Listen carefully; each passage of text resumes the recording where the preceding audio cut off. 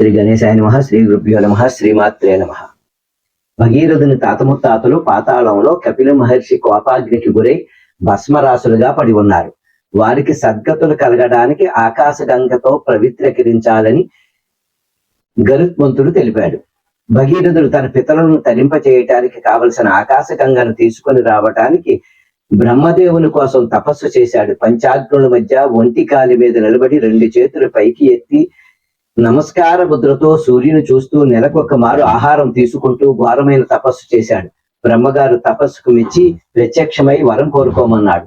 నా పితరులను తరింపజేయటానికి ఆకాశగంగను భూమి మీదకు తీసుకురావాలి, అది మీరు మాత్రమే చేయగలరని తపస్సు చేశాను, ఆ కోరిక తీర్చండి. భగీరథ, ఆకాశగంగ భూమి మీద పడే వేగానికి భూమి తట్టుకోలేదు, నీవు పరమశివుని కొరకు తపస్సు చేయమన్నాడు.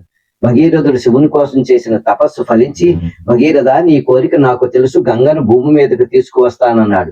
శివుని మాటలకు గంగ నవ్వుకున్నది. ఈ చరాచర సృష్టిలో నా వేగాన్ని ఆపగలవారు లేరు అని గర్వపడ్డది.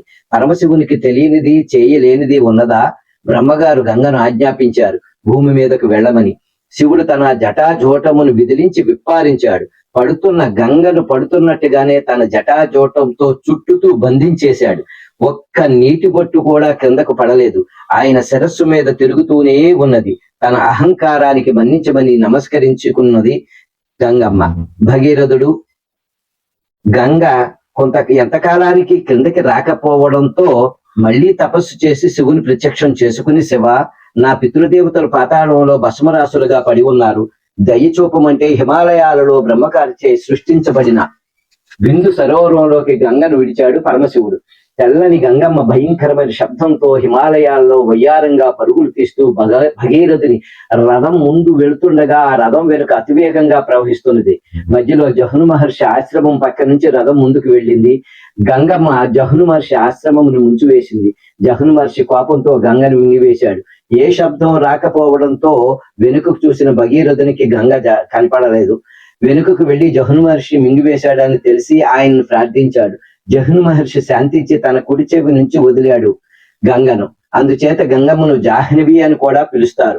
ఆ విధంగా పాతాళం వరకు గంగను భస్మరాశుల మీదుగా ప్రవహింపచేసి వారి పితృదేవతలకు సద్గతులను కలుగజేశాడు భగీరథుడు.